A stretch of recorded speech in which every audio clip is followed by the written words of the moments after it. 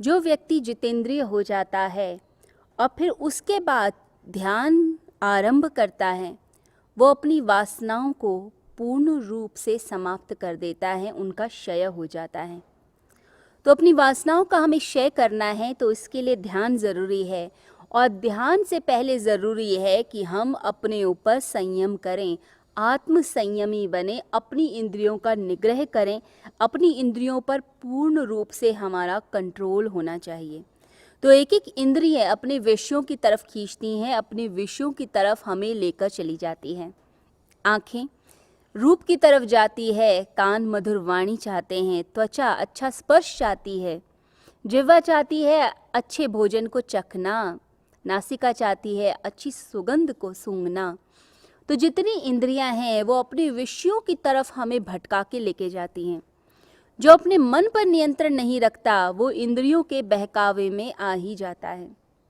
और जो व्यक्ति अपनी इंद्रियों को कंट्रोल करना शुरू करता है, समझिए उसका मन भी उसके कंट्रोल में आने लगता है। तो माइंड को कंट्रोल करने के लिए पहले हमें अपनी इंद्रियों पर वर्क करना चाहिए, अपने ऊपर एक सेल्फ कंट्रोल। इस तरह का सेल्फ कंट्रोल हो कि कुछ भी हो जाए, कैसा भी विषय हो, हमें लालच ना आए।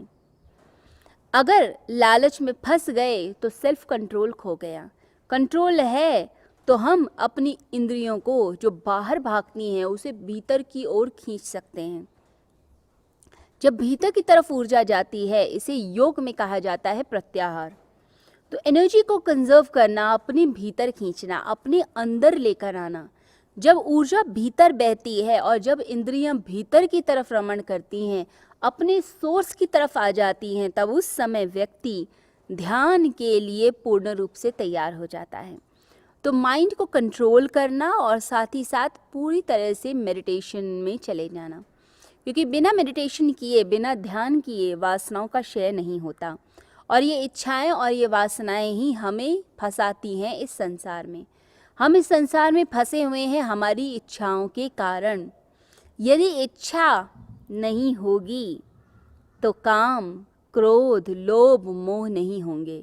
तो इच्छा ही शुरुआत करती है सब चीज़ों की। तो मन में इच्छाएं, इसके कारण हम भटकते हैं संसार में। फिर इंद्रियां और लुभाती हैं, हमें विषयों की तरफ लेकर जाती हैं।